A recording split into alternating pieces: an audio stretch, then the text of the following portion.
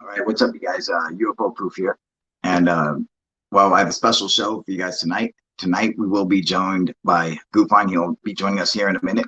Um, I want to thank everyone who's coming to watch it. We got some great stories for you guys to listen to tonight, and I think it's going to blow everybody away. It certainly it certainly blew me away. Anytime I come across the thing we're about to talk about tonight, it actually it always gets me, dude. Um, because it really is just like the coolest thing in the world. I'm sorry, guys. I'm trying to get my camera up here straight. I just don't like the lighting, and now this thing's kind of fucking with me. You know, I just don't. So fucking picky. What up, Harry Toe? What up, Shroom? Golf man? How you guys doing? All right. Um, Golf man says, excellent timing, Kyle. Just settled down with some sandwiches. Perfect. Good. You got some food. Harry Toe's saying, dude, it's not S4. UFO Proof is screaming, yes, it is, you fuck twit. That's exactly what it is S4. How you can deny this, I don't understand. You know what? I said I got this hooked up on my big monitor too, but you know what?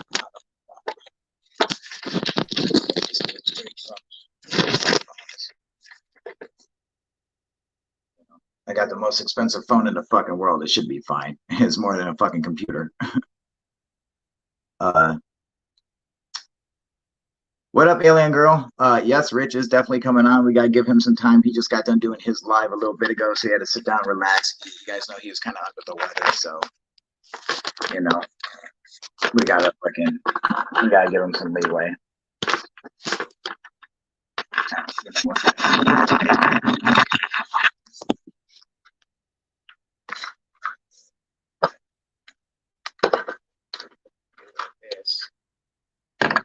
Oh, I forgot I took my left back. That's okay. So I guess really I can't get rid of that.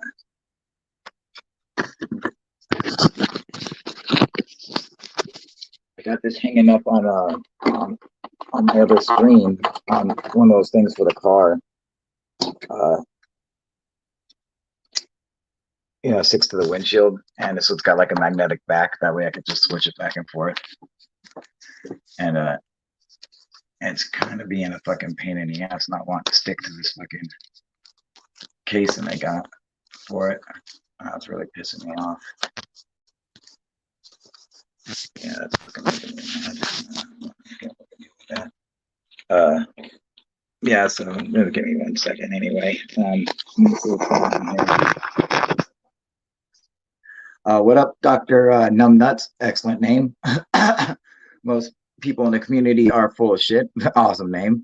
Not to be disrespectful, but we will hear your side of what Truth Seekers is accusing you of. Oh, yeah, that, yeah.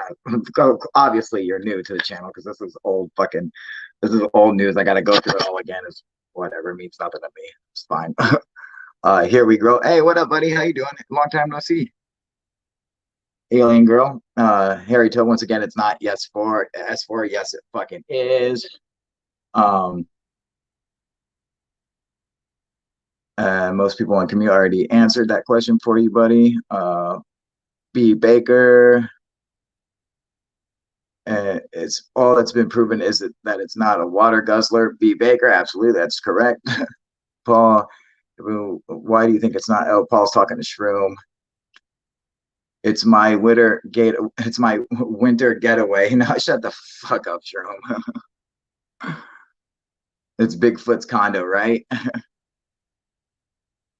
Yeah, first time here. Yeah, so yeah, of course, obviously, yeah, it's not a big deal. What up to Leah Rose? How you doing? Um, it's your first time here. Awesome. Hey, and you know what? I seen you over on GUFON's channel. Oh, sorry. I seen you over on GUFON's channel. It looks like he is here. So let's hang on. I see you there, Rich.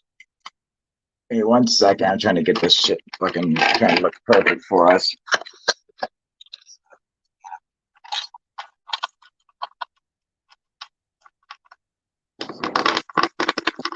There we go.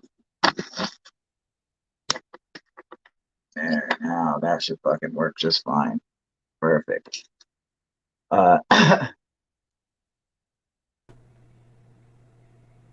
Hey, hey, how we doing, buddy? Hey, what am I doing over here, huh? Did I surprise you on here? Like you're like, oh, it looked like I fucking caught you in the middle of something.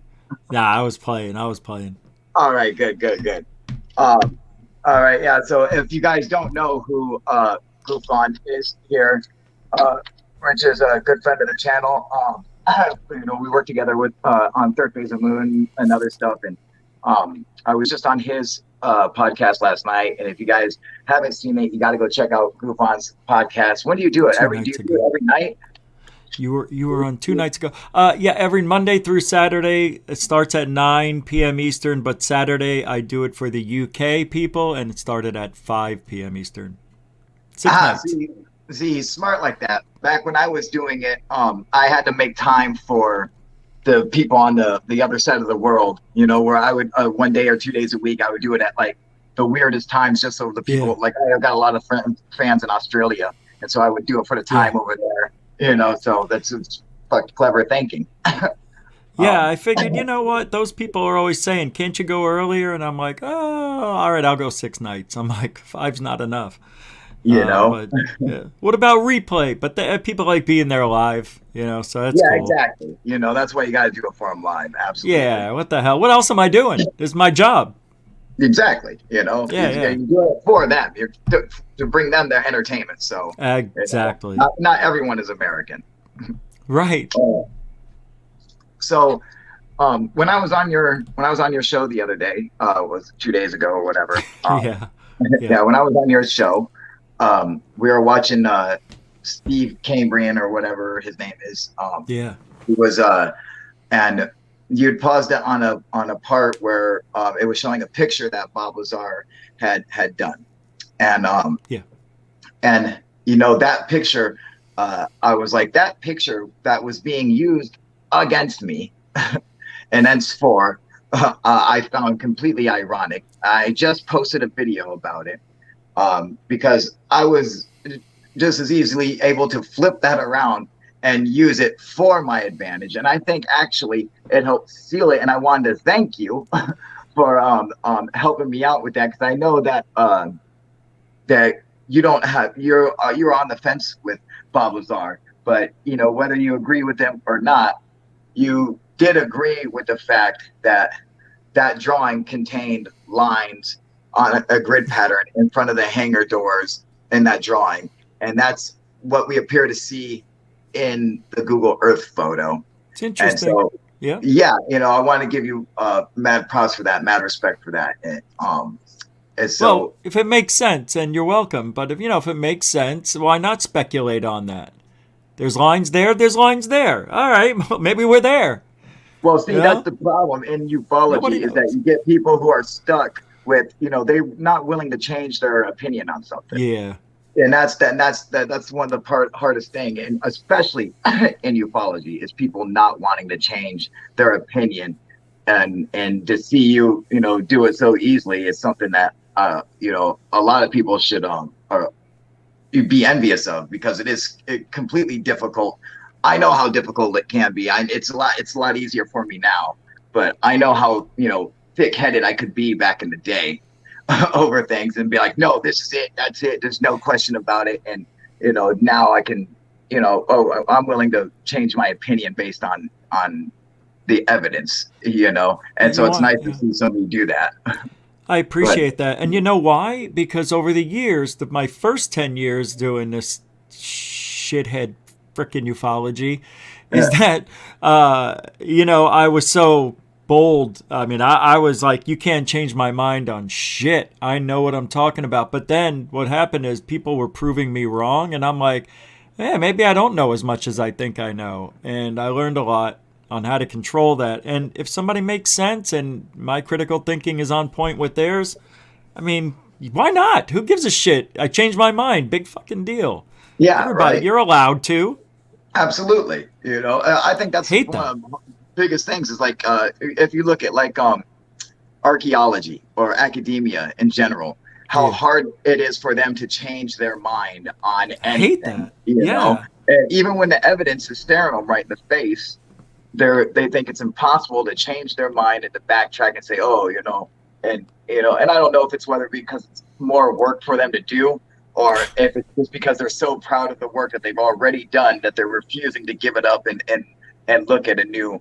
I mean, even some of our greatest minds do that. Albert Einstein, Hmm. up until he died, hated quantum mechanics, even though his own math showed that it was correct. He would not agree with it. He was That's just too weird. stubborn. Yeah, and so that seems to happen with a lot of people in science or academia in general. You Yeah. know, Oh, uh, yeah. They hate to change the history books, too. It's like so much history comes out and changes shit. And they're like, nah, we'll just leave it. Never happened. right? It's like, it's Most good the way we wrote it the first time. right, and they just like that's fine. That's it. We don't need to evolve or anything. Just I, leave it. I, I don't get it. Yeah, it's weird. Um, Most people in the community are full of shit. And that's somebody's name, by the Yeah. way. People might think I'm just sitting there saying this, but that's actually somebody's name. Is commenting. S4 was almost 30 years ago. Anything could be there now. Nobody can say anything is a fact. All you can do is speculate whether you believe Bob Lazar or not. That is absolutely correct. That's all you can do is speculate because we can't go there. None of us can go there. All you can Right. be is 99% sure based on whatever evidence. You can't be 100 because you can't go there. So based on, just whatever evidence you have, that's what you can judge it off of. You can never be 100%. All you can do is speculate. Now you can take obviously you can take what evidence you have and add it together to give yourself a good idea on something. Obviously, if the pin said Chuck E. Cheese, we wouldn't be having this fucking argument.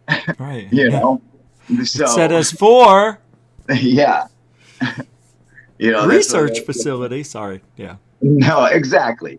But besides all that, I did put out that new video. I think the evidence speaks for itself. And so, that's that. I just want to touch on that at the beginning of this, and to get that out of Yeah. the way because I know people are going to bring it up, and so that's just where I want to keep it at that, which is exactly like most of the community are full of shit said that all you can do is speculate, and just take what evidence you have. And remember, let the evidence lead you to what your theory should be. Not that don't make the evidence match your theory. Let your theory match the evidence. What the evidence shows, that's what you should go with. Don't try to twist shit around to make the evidence match your theory. Then you're just lying to yourself. And that's all I have to say about that. You got any final words on it, GUFON? Yeah. Yeah. Yeah. B. Baker made a comment here. Those hangar doors that you thought would have been on the map would have been tiny and not big enough to fit these supposed 50-foot UFOs, so no hangar doors at all. You didn't think about maybe it being a retracting door either. It could be a retracting door. Well, that's funny that you brought that up, GUFON. I don't know if you'd seen it because you just got done doing your live when I had posted my video, so you might not have got a chance to see it yet. I took a nap. But I absolutely made that exact point that I'm like, listen, most of the hangar doors at Area 51 or most of them at Lockheed Martin or JPL, most hangar doors for big hangars that have aircraft are retractable doors that slide in, lock in behind each other like a closet door does. Yes. That's how most hangar Yes. doors are. And so there is no dividers in between preventing something from coming out and making the door space only 20 feet wide or only 15 or only 50, whatever. It can be as big as the whole base if it needs to. Sure. That's the whole point of hangar doors. So technically that door could be 100 feet because that whole pad is 100 feet. It could be bigger than that. I mean, so that's how hangar doors work, especially for aircraft. So that is another thing. If you want to try to use that as Speculate. it Yeah. does not work. Yeah. All right. Go ahead. No, I was just agreeing. I was saying, yeah, you're right. I mean, we don't know what kind of door that is. If it's one big 100-foot door or two 50-foot doors or retractable doors. Ones that lift up like a garage, one that go into the ground. We don't know. No, we don't know, but that's the thing is that with air bases or with aircraft hangars, almost all of them are retractable doors. So going off of that evidence, you could say your chances are really high that these are going to be the same thing, that this is for aircraft, right? So it would probably be like most hangars where the doors are retractable. So saying how big the craft is like it's not going to fit out the doors. You can't even speculate on that. All you can do is go off the evidence, and the evidence suggests that, well, if it's going to be normal hangar doors like a normal hangar, it would be retractable and it could be as big as it needs to be. That's how hangar doors work. And I actually put that in the video, and I show the different hangar doors at different aircraft hangars so people could see what they look like, and you could see how that's, that wouldn't work as a debunk. It does. It doesn't. Nobody knows. But I like retractable doors on my hangars, so that's what I would have built. Right, that's what I would have done. Retractable, of course, I would have done the roll away. That's just me personally. Yeah, well, but the thing is, we've been talking about it for a week, and nobody knows any the better. But whatever. It all that matters is it said S4 facility, High Ridge, whatever the hell you want to call it, and that's what we have to go by. And why, I don't know. I don't know why it was that, but now there's evidence that Jeremy from Alien Scientist came up with, not that it may be a mine, and that BLM shown that there were no guzzlers on that side over there. So, did you see that yet? No, I haven't seen that yet. But it's like all that evidence to me is all they're doing is reaching for anything. If they're willing to just make up crap and to say that stuff, it's just like there's no real debunk they can do to it, because the pin was there. It was a government pin. It said S4. Okay, so B. Baker's making a comment saying, I mean, this is such a poor set of evidence. It really seems like it was designed to make the UFO community spin its wheels and start fights and waste its time. See, that statement right there is such a conspiracy theorist statement, where it's just, you're like, oh, like they would plan this thing that doesn't even make any sense. It seems so ridiculous to even make that statement. What seems more likely is that the base exists. It was named S4 because the base is there, hidden away. And that makes more sense. That's why there's a government pin there. It's in a restricted area, near Area 51 by the Nevada test site. I mean, all the other evidence, Bob Lazar saying where it would be and all that stuff, all points to it being the base. All this other evidence, all this other stuff. Oh, it could be mine, or it could be that. It's all pure speculation, of course, but all the evidence does suggest that this is S4. Not that it's such a poor set of evidence. It's actually very good evidence. And then when you look at the drawing that Bob Lazar had done or what the base and the location look like, and you see that grid pattern in the drawing and see that on the pads at S4, it really helps. I think it's actually a really good piece of evidence. Not that it's such poor evidence, but it's really good. And I think the people who are denying this evidence don't want to believe the Bob Lazar story altogether. They have an issue with Bob Lazar, and they don't want to believe it. So no matter what evidence comes out, they're going to find some way to deny it. And it really seems sad that people aren't willing to just take the evidence at hand and say, well, this is what it suggests. So, this is probably, that's the way to go.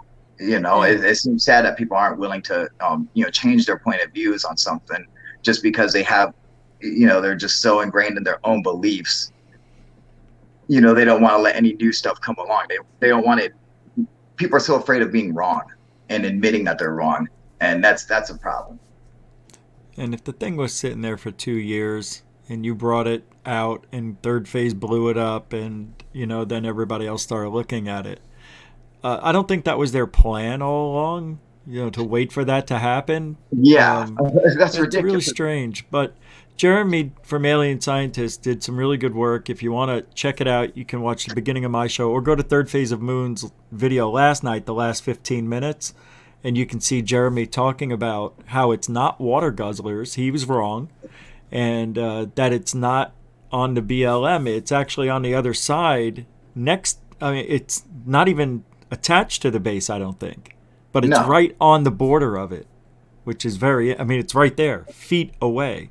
So whatever he thinks, it might be a mine shaft. BLM of the land, you mean? Yeah, Yeah, no, well, it makes sense. Yeah, it's unrestricted. It's on restricted land. It's like I said, yeah, it's that land is owned and governed by the DOE, not the BLM. And yeah, yeah, yeah. I tried explaining that. I don't see. Of course, Jeremy goes and finds out. Oh, the BLM. I already told him that. I already said Oh, that. did you? That's what it is. Oh. Yeah, I said it on your show. So maybe that's why he looked it up and did more work on it. Maybe Yeah. maybe that is why, because I said it on your show. I'm like, it's not it's not BLM. It's not Black Lives Matters that runs that place. It is the DOE. It's the Department of Energy, which is really strange. It is strange. But nonetheless, that's how you hide shit under another That is company, exactly maybe. it. That's exactly it. Because the Freedom of Information requests don't work with DOE because it is it's not just a government agency. It's like NASA, where it's public and government, mixed. So they're not subject to FOIA requests. Yeah, yeah. You answered my question. Yep. Wait. So it's part government, so that means that government pin definitely could have been put there. Okay, right? Yeah. All right, It's just making sure. it's government in a sense where it's all government run and funded, but then they have the private name attached to it like a business. Oh, So yeah. it's not. So they do that to make it so it's not subject to fucking oversight by or freedom of information requests and stuff. Yeah, the They FOIA they make requests. a Yeah, loophole yeah. for themselves. Very And smart. they do that with a lot of things. And people are forgetting that place was blurred out before 2005. So a lot of things with it. If you take Bob Lazar out of it, let's just say, I mean, it's there. Somebody labeled it, pinned it, and that's that. Even if you don't bring in Bob Lazar's story, S4 facility, it said it. Anyway, we're beating a dead horse, which is fun. Okay, so it is kind of fun. So you guys can't see this. This is going to make everybody laugh on my channel. But most people in the community are full of shit. Has a comment saying Kyle is the spitting. He says spitting, but I believe he means spitting image of Steve-O. Most people in the community are full of shit. You have no idea how funny that is, because that is something that is brought up on this show all the fucking time. There are so many people that call me Steve-O, and it's been my nickname That's for crazy. so many groups of friends that call me Steve-O. And on this show, people all the time, you ask everybody. And look, Paul right there is saying, everyone says that. Exactly. Paul knows because he's on the show all the time. He's one of the moderators on here. Believe me, anyone who's on this channel for a long time knows people say that all the time. And I'm going to tell you right now, I don't see it. I don't get it. I don't know where it comes from. I'm like, I don't think I look anything like him. I don't think I sound like him. But people say, no, you look like him and you sound like him. I don't see it. I don't see it. I'll tell you what it is. You have mannerisms that are very close, and you have the bone structure. But you definitely don't look like him. It's just a look. Yeah. You definitely similar, but not like I think they think. I mean, you're not spitting image of him. That's for sure. Right, exactly. Just similarities. Yeah, that's all. Yeah, exactly. Paul's saying it's your voice. I think that's what it is. It's my voice. It might be. More than anything. Yeah, that is true. Yeah, you definitely do have his his tones and everything. That is funny. That I could see.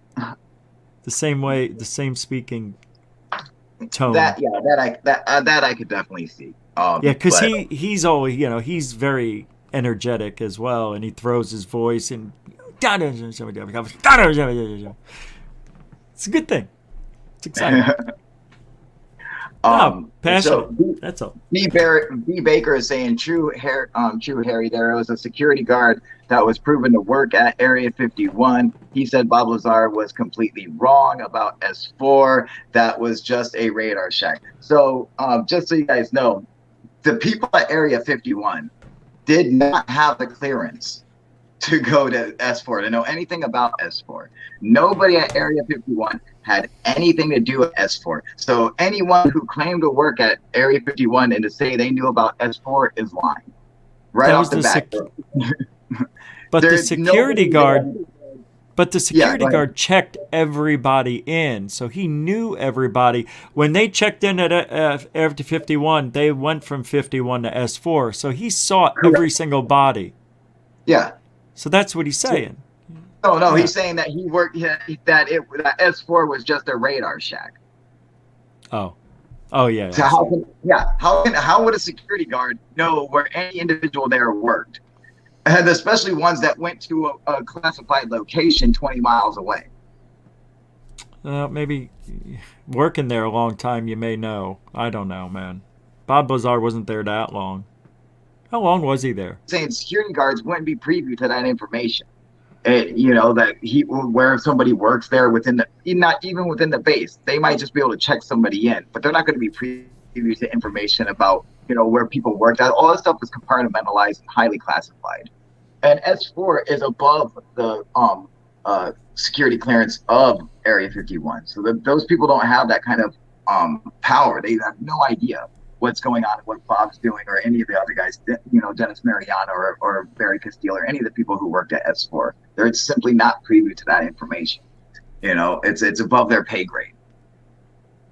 So I mean, that's for a security guard at Area 51 to come out and say that. And like, in fact, when you have talked to the security guards today, when you can go and see interviews with some of the security guards where people were talking, and that they answered questions that they don't know anything about the base. Like, they literally aren't even allowed up to the base. Like, the guards at the front gate, that's all they can go. That's the only place they can go, is the front gate. It's like nobody, not even security guards, have full range of even Area 51, let alone S4. Yeah, he just saw the people coming and going. He couldn't go there and know exactly what's there, right? Correct. Yeah, yeah, Like, even they're highly limited to where they can go. yeah. And You know more sit than me here about this. I don't know much about. I mean, I know about it, but you seem to know all these little details. and Third Phase of Moon had brought this up, that that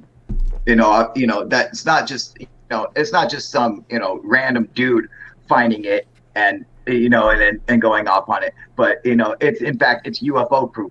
I've been studying Bob Lazar. The very first thing I ever looked up on Google Earth was trying to look Bob for S4. Lazar. That's the first thing I've ever used it for.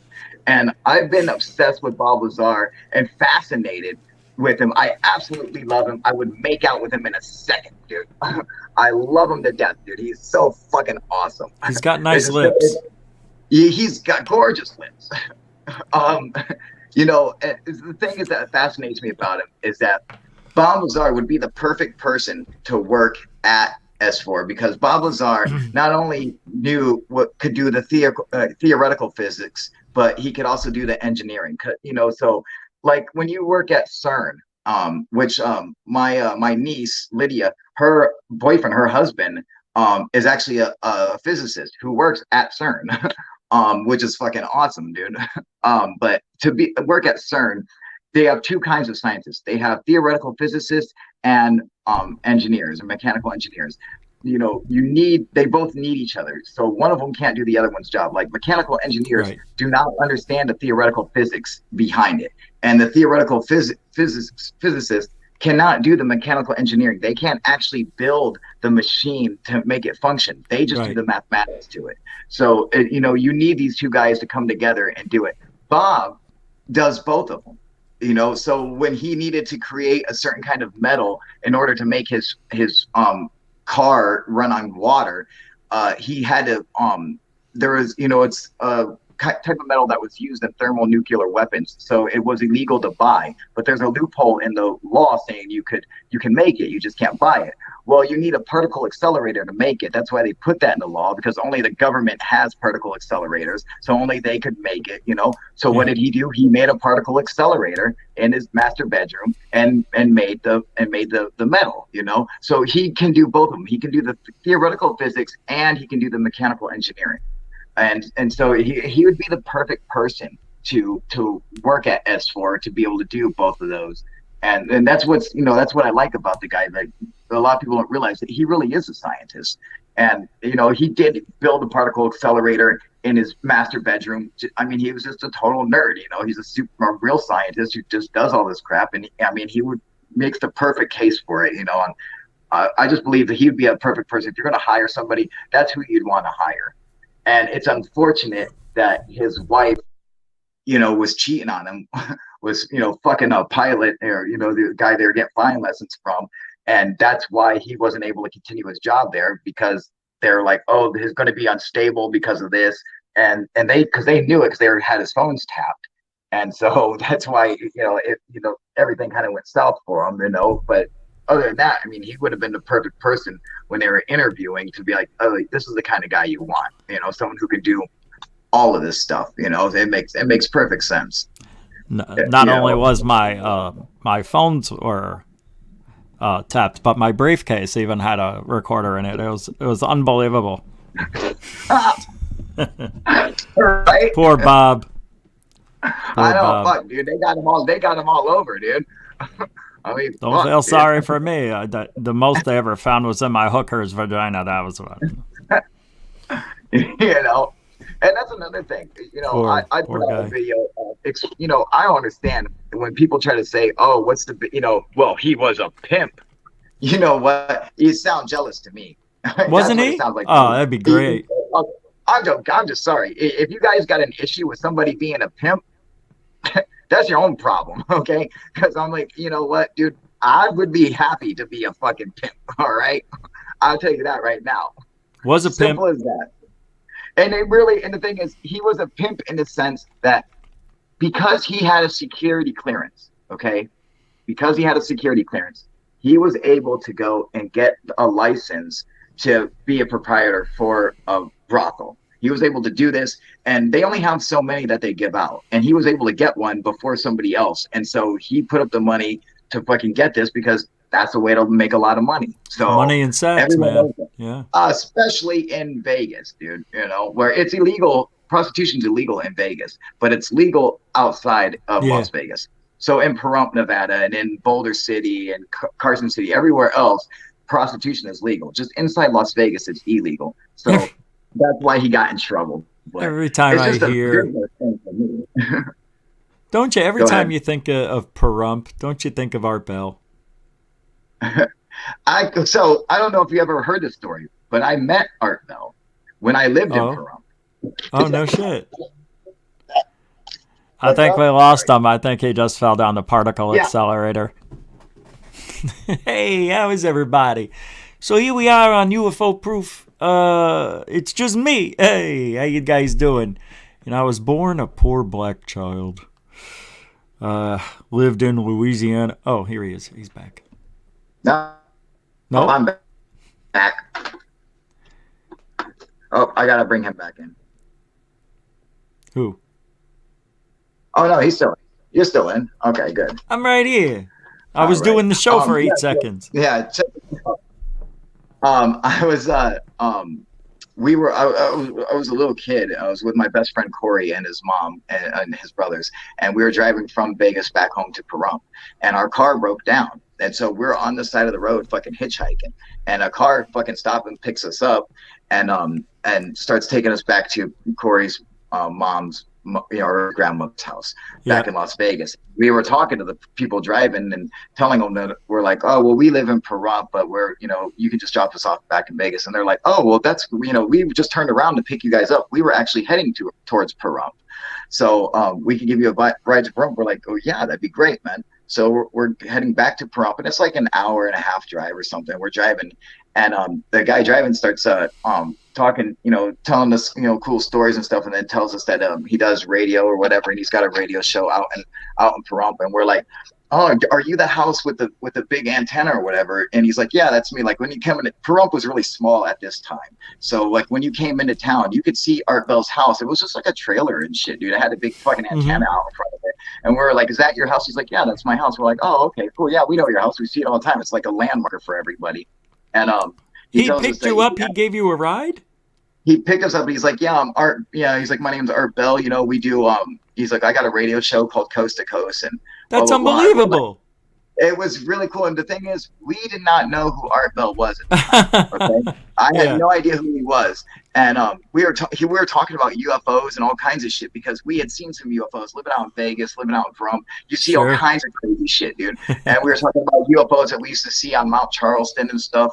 And he was totally into it, and he's like, "Yeah, it's stuff we talk about on our radio show." And it was right after that that I started listening to Art Bell, and which was fucking, then I was like, this is the coolest guy ever. Shroom, thank you for the fucking super sticker, whatever the fuck that is. You rock, buddy.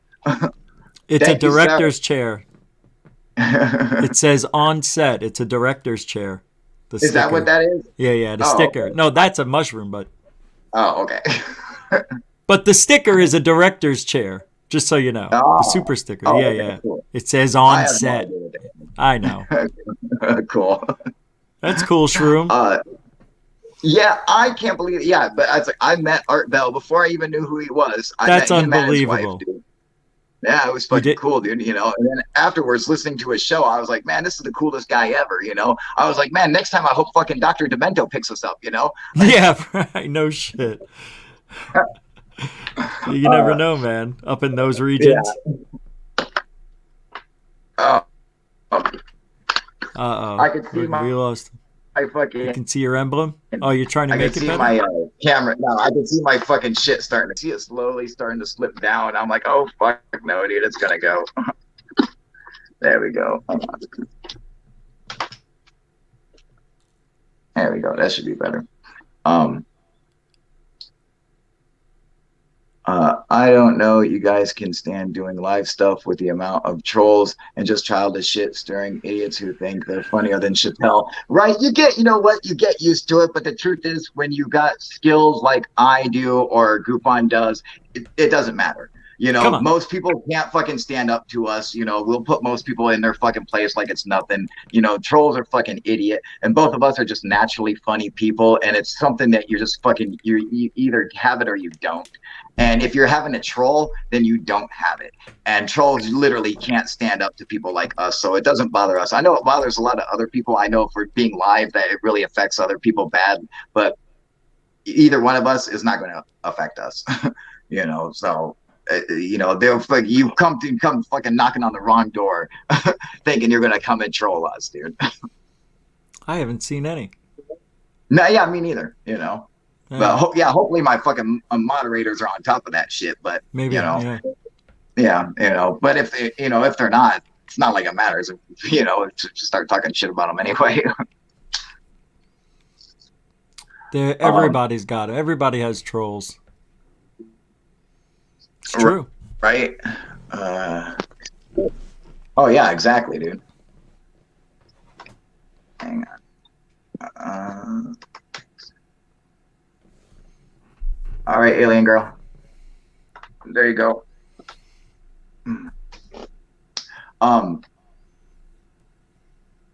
I notice you like the close-up Alien girl, did you get views. the link? Yeah. No, it's just where I'm at right now. Like the fucking, the position I'm in, like where all my stuff is. I'm just like, I don't really have too much room to fucking work with. Are you inviting other people here? I gave her the link so she could come on and say hi, but I wanted to let her know that I want to do this interview with GUFON because there's something specific I want to talk about. But okay. yeah, so I didn't want to Cool. be I didn't want to be rude. I know she always I invited her on many times. She never had a chance to come on. She's asking for the link, and so I want to Good. I want to give her a Alien chance to Girls come on. kick ass. Exactly. I know she's Yeah. starting out doing her thing, and so and she's I want to give her some flavor, so fucking she can get her name out there, and she's got her own channel and does her Hell own yeah. interviews and stuff like that. So, it's always good just to kind of spread the love and let everybody get their just so just kind of help people out, whatever. But Alien Girl, if you come on, I do want to let you know that I do have a interview I want to do with GUFON where it's just the two of us. It's really important. But before we get into all that, while we're still just sitting here bullshitting, I figure, you can come on and say what's up, and Sweet. yeah. So can I do my thing over here on the side? I don't like doing it on camera. So we still have a few minutes before we get heavy, right? Yeah. All right. Unless unless you're ready to do it now, and if you're ready to go now, we can ask Alien Girl to hold up until after we're done, after we're ready, I or after we're was born done. ready. Whenever, no, let's wait for her to come on, and then we'll go after. All right. I mean, that was your intention, so let's go with that. That's the instincts. Yeah, I was just, I wanted her to come on and say what's up or whatever, and just, Totally. say hi. Oh, I haven't talked to her in a while. Yeah, exactly. So why? What do you got going on over there? Are you eating or something, or what are you doing? I think I got COVID, and No. yeah, I had it. Believe it or not, I caught it last year and had it in the first week of January. I actually caught it, and then I got it again. I'm pretty sure I have it the first week of January this year. What? Yeah. No fucking way. Yeah, I think so. I went to go get the test, but everywhere out here they're sold out or don't have it, or you have to make an appointment and it's 3 days later, and it's already been 4 days. So I don't think I'll be able to test myself to know. But my whole throat was killing me, and I had not a migraine, just a headache, like right between the eyes, and I couldn't even look up last night at the screen when I was trying to do the show. Pure exhaustion, exhausted. Like I've never been that tired. That sounds like COVID, dude. Yeah. Yeah, but no aches or pains or fever, just annoying, like tired. I just slept all freaking day. Now I feel like I'm coming out of it though. I even worked out today. I said, "Fuck it, I'm working out." Man, you know what though? How you're going out and getting the test. Why don't you go out and get the vaccine? No, I mean, like, I know. What, dude? I'm scared because I'm diabetic and it's not really working. So why bother? You know what? I got the fucking vaccine, and I'm not worried about getting sick, man, or any of that shit, dude. Harry Teller, thank you for the super chat. Dinka Aussie, thank you for the super chat. You guys fucking rock.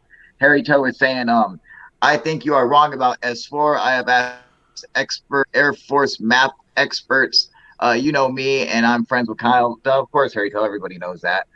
You know what? But you know what? Fuck your fucking map experts and fucking from the Air Force. What the fuck that has to do with anything? All right, because the Air Force is not fucking.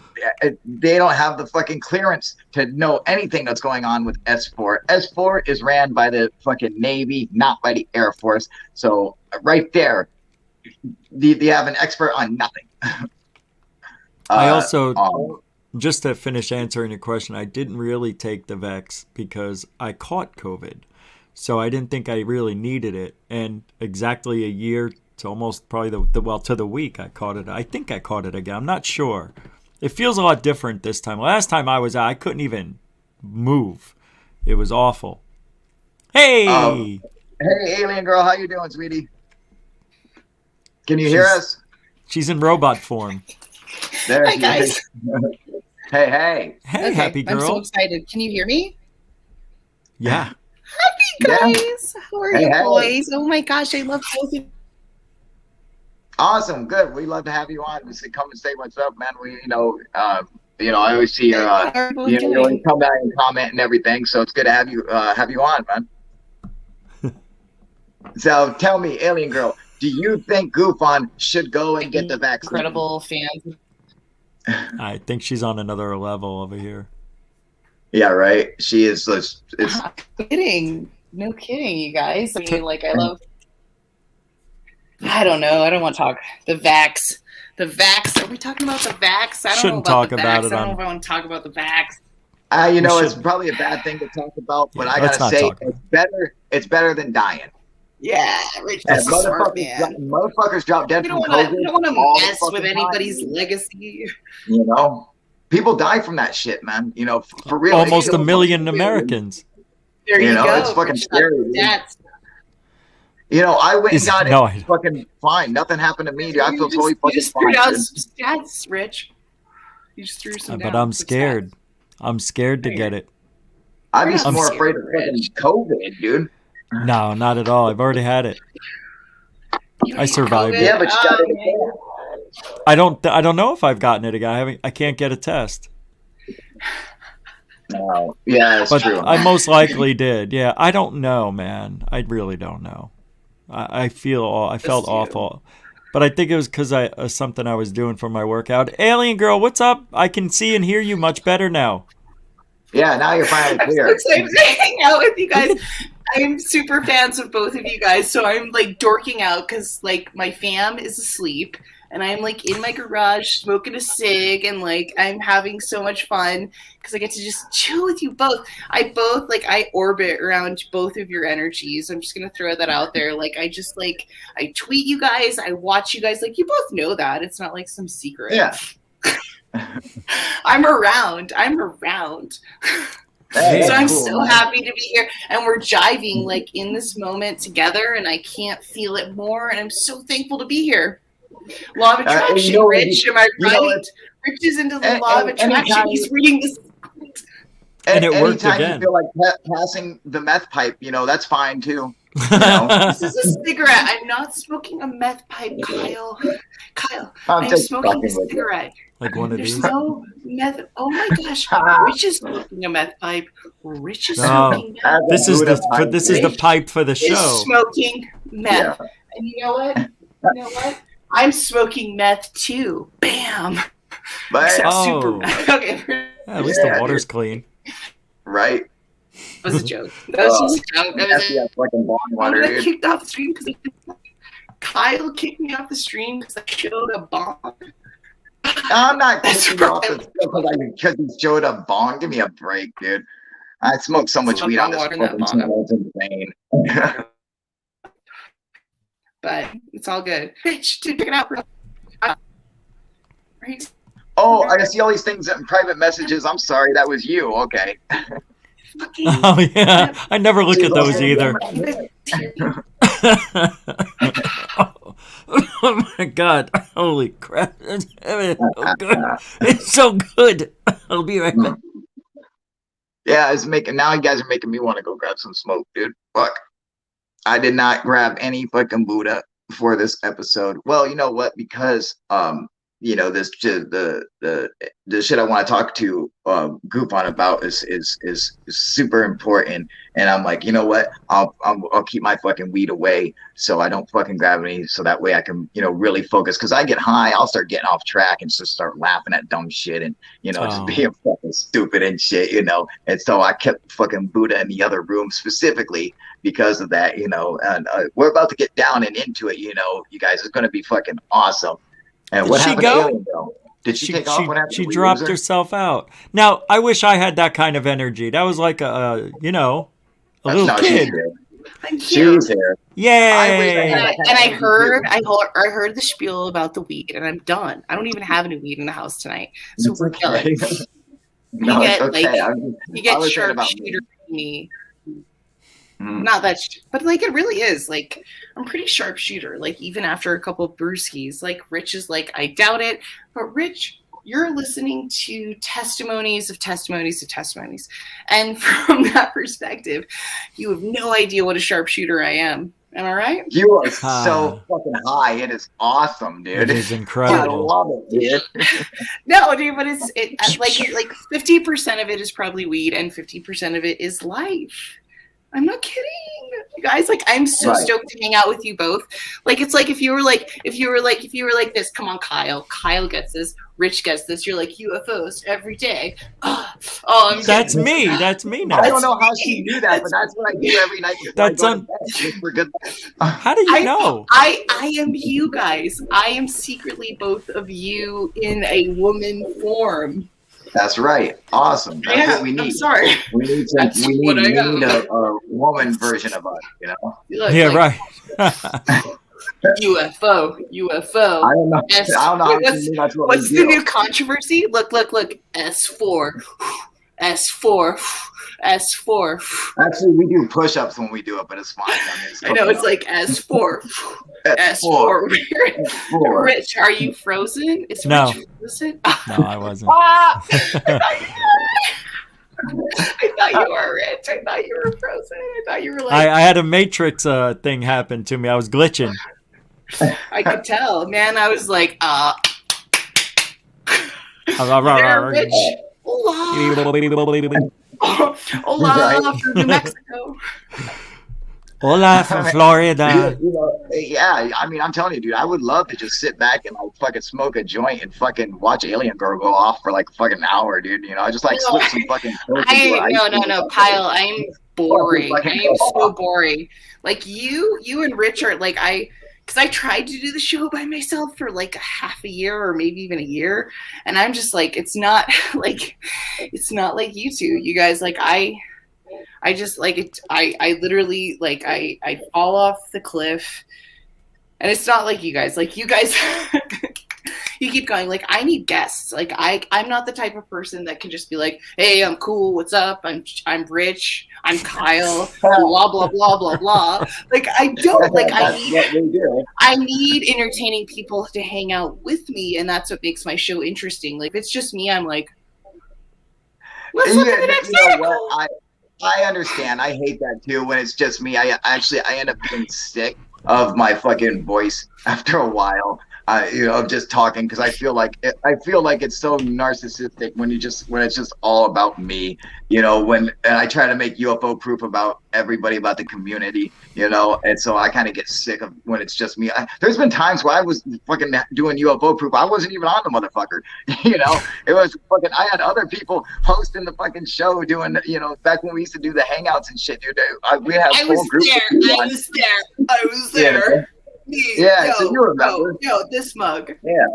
I wouldn't even be on the motherfucker sometimes, dude. Other people would be on it, dude. I'd just be watching and shit, man. So, I always try to fucking, I just want to make a place for everybody, I think a lot of people responded to that, especially me. Like, I hang out in your chat because I feel like I'm part of it, man. You are part of it, definitely. That's why I wanted to bring you on so you can come and say what's up, Any of the people who come on here who been on here for a while, who want to ever come on, I'm always like, please come on,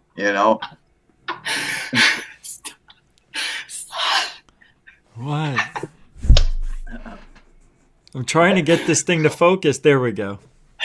We gotta stop. This is too much fun. This is too much fun, boys. Yeah, it works when you do it. Like, I was like Jim Carrey, when he went, the evil eye. You were doing like the Illuminati fucking sign. Yeah, that's what Jim Carrey did. Yeah. The all-seeing tongue. The all-knowing eye. Oh, it's backwards. I think that's backwards. It's the all-seeing brown eye. Yeah, well, nothing wrong with that. Anyway, is that the same as the stink eye? That's Somebody exactly giving you the stink eye? I got that fucking one brown eye, dude. I like balloon knot. That's my favorite thing. Balloon knot. Balloon knot? Yeah, that's what they call it. That's the funniest word. A balloon knot. Don't be a balloon knot. That's got to be the word of the year for me. I got to bring that back. I always liked coin purse. That's a great one. Yes, that's really good. Coin purse, dude. That's a real word too. It is. It's an app. Isn't that an app? It should be. Did you bring your coin purse? Yeah. It's so weird. It's a weird word. Rusty balloon knot. I like that. What's another weird word? Oh, fuck. Seriously, what's another weird word? Swear words, dude. Like I would call people cock buttons and shit, and fucking dick noodles, and I would just fucking take two like random fucking words, like one like sexual word and then one random word, and just mash them together. I like sizzle chest, and that's a good one. Numb nuts. I like shitballs. I don't know why. Shitballs. Holy shitballs is one of my favorite, dude. Fuckhole. That's another good one. I like fuck stick. Is one of mine. Yeah, fuck stick. Yeah, I've been starting to use that. I don't know why. That's a good one. Fuck stick. Feels good to say. Fuck stick. I'm sure. I'm sure. Anyway, I did want to get this do this interview with GUFON. It's something really important. We're talking. Oh yeah, I'm sorry. Yeah, so we're gonna get. Okay. Yeah, I'm gonna Okay. kick you out, but when we're done, you can come back on, sweetie. You know, definitely anybody else who's part of the channel wants to come on, that's fine. I just want to make sure I get this interview down with GUFON. Yeah. I've got something to say. I've got something to say before you throw me out. Yes. I follow the evidence, man. I follow the proof. That's right. The UFO proof? UFO proof. Yes, the UFO proof. That's right. Love you guys. I'll see you guys later. Adios. All right. All right, later. All right. So that was Alien Girl. That's awesome. It was the first time I ever had her on, and she's been a fan of the channel for a while. So it was really cool to finally get her on here. And you know, hey, fuck, I love Harry Potter's cape, dude. There we go. I'm gonna. Awesome, dude. I love I love this. It's just a green thing. It's just a green screen, yeah. Yeah. You can use blue too. I'm surprised this is even working. Actually, you can use any. Well, depending on. Actually, I don't know about with this, for it or whatever. But like, with my editing software, like my different ones. I got Camtasia and Movavi and Power Director and stuff. And when you do the Chrome key, I can Chrome key any color as long as it's a solid color and fucking. Oh really? And key it out, dude. Oh, I didn't know you could do that. That's cool. Dude. What do you use for your videos? Like when you make like a video, not like a live, but just like a video. What editing software do you use? Oh, Adobe Premiere. Adobe Premiere. See, Adobe Premiere is fucking has such a bad UI. I think it's such a terrible UI. You got to go to school to learn how to use fucking Adobe. It's just there's so much crap to it. And don't get me wrong, it's obviously the most powerful one. It has the most tools that you can get. Obviously you can.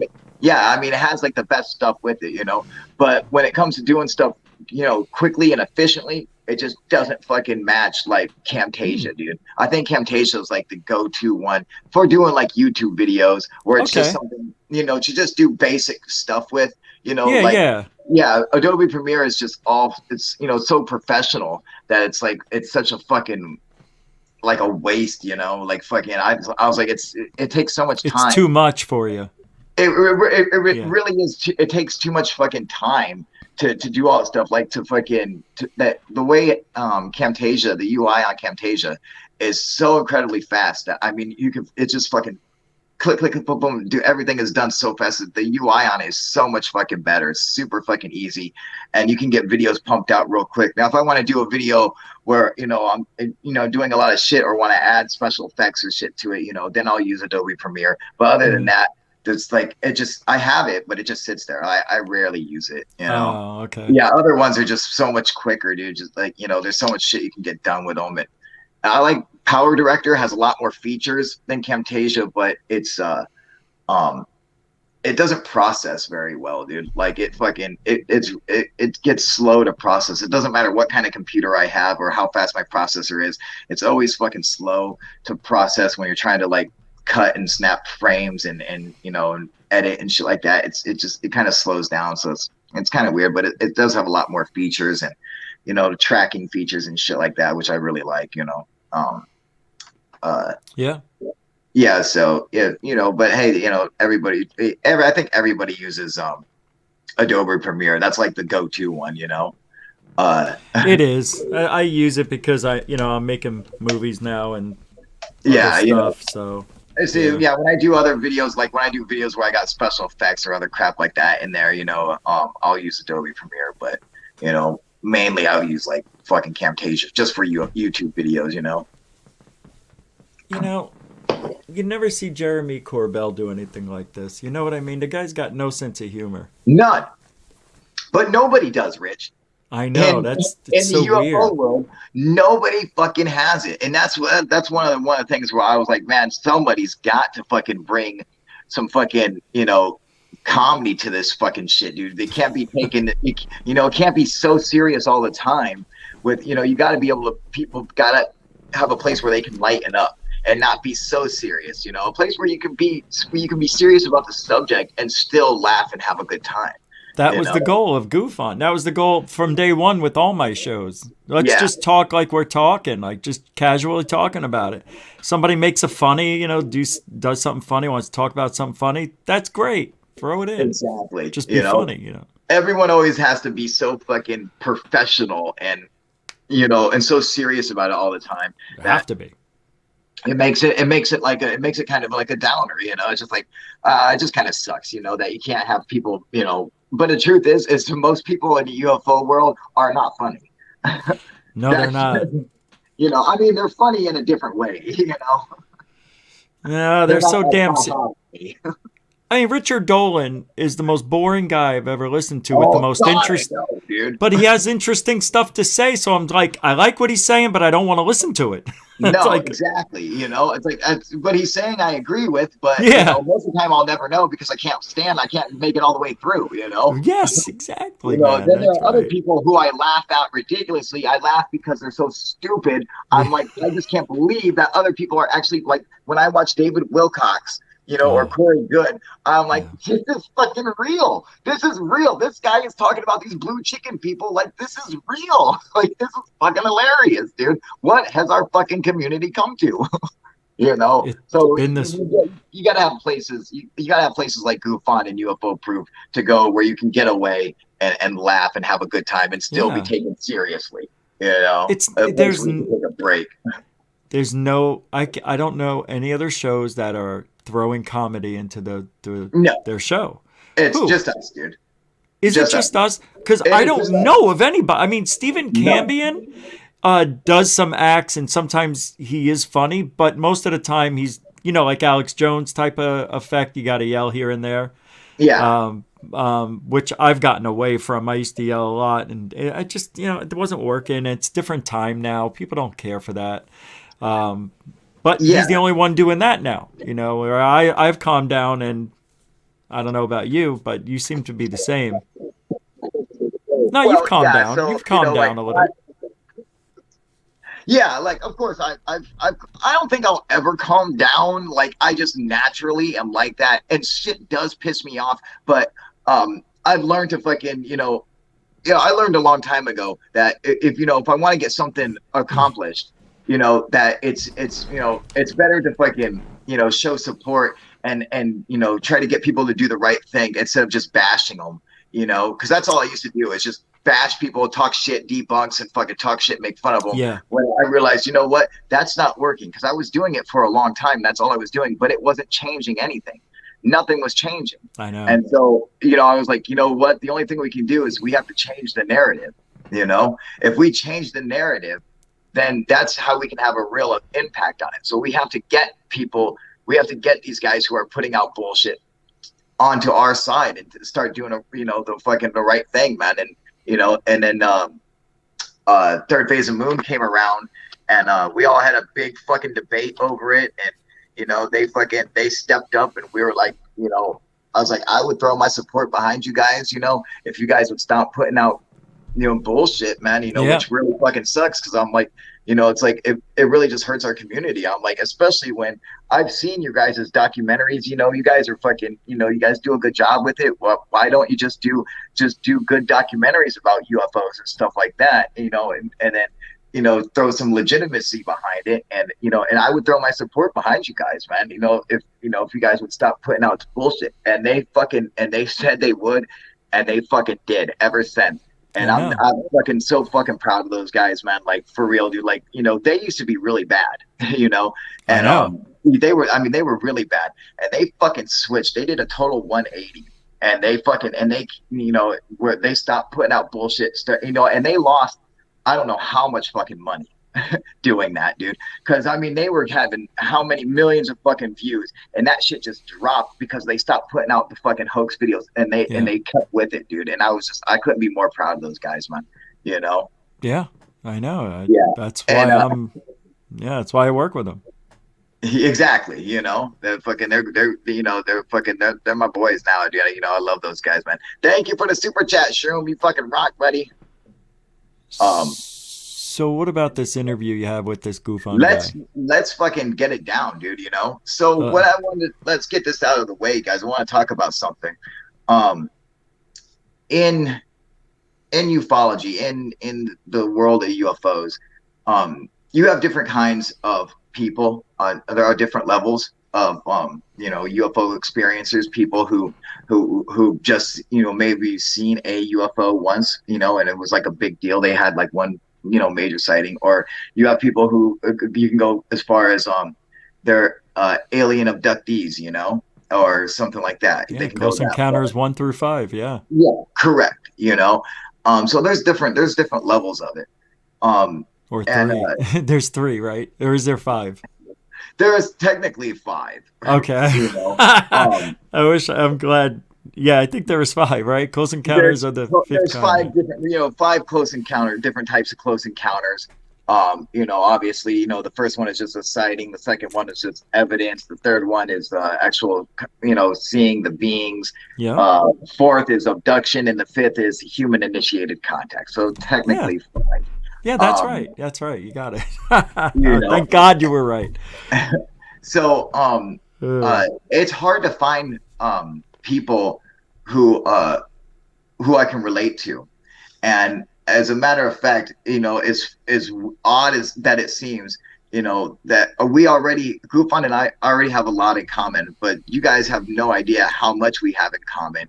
And so for all my subscribers, everyone who's fans of this channel and knows it or whatever, we're about to break into GUFON's history. And I don't know if you guys know it. I don't know how much he said on his channel and stuff, but just from talking to him, it's going to blow you guys away when you see the similarities. So the same, and I don't know where we lie on that spectrum, but I can tell you this is that we're both true UFO experiencers, and there's something that fucking happens to people, to us, where it's all the same for some reason. It's fucking, and it's really weird. So I wanna let's start out and just straight up interview you, like, from the very beginning. All right.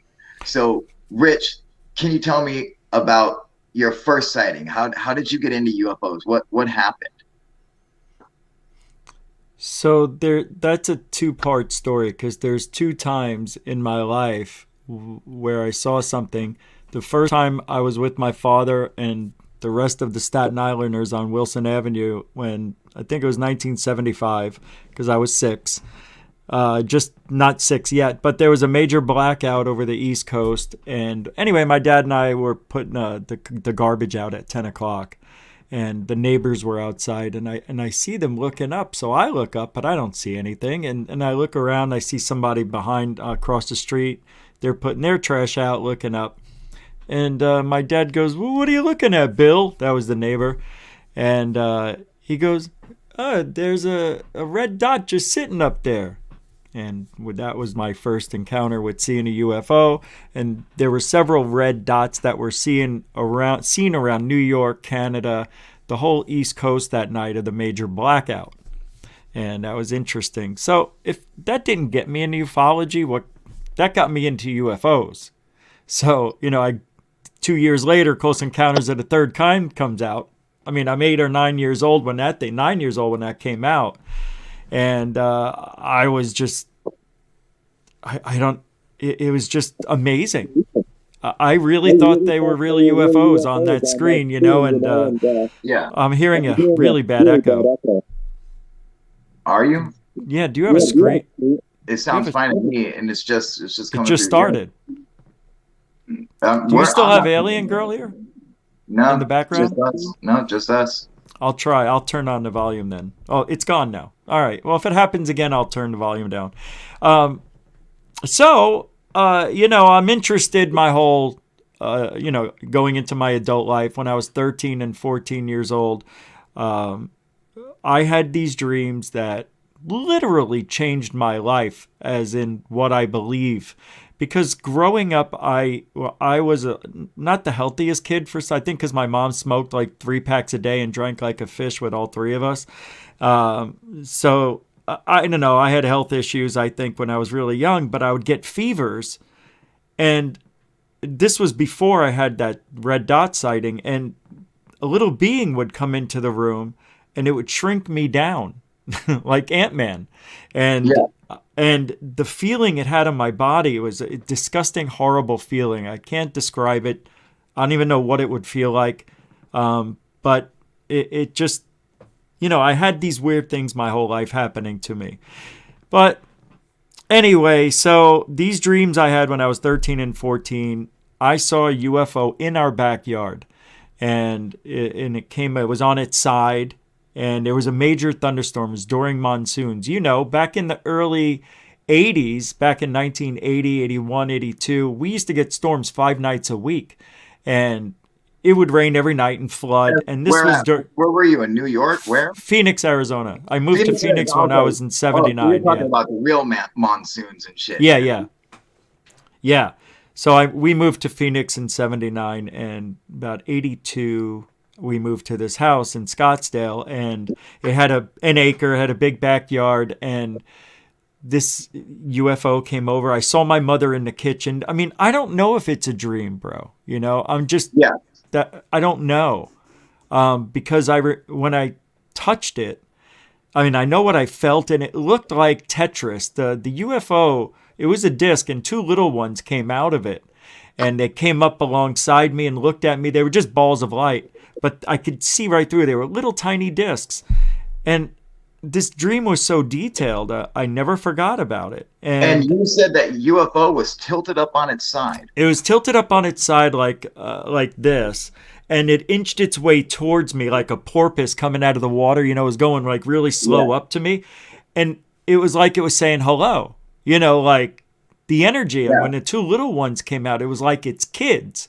2 little UFOs came out. Yeah, probably like a foot, but they were bright. They had a bright light that emitted around the center, and it was so bright. But if I squinted my eyes, I can see the 2 little disc shapes. Wow. Yeah, and they looked like the big ship, which was probably 30, 40 feet, because I know it was bigger than the pool, and the pool was 40 feet. So then the 2 little ones go back inside, around the back end, and it looked like they just connected to the top, almost like in Independence Day, how they detach from the big mothership. Yeah. But this is 20 years before that. And then it takes off through the thunderstorm, and it started raining, and I go, shit, Jesus Christ, I better go inside. It's pouring rain. I don't see my mother there anymore, but I hear the bedroom door close, which was right across from mine. So she must have walked back as I was walking up to the house. And then the dream ends. Well, it didn't really. I went back to bed and I fell asleep.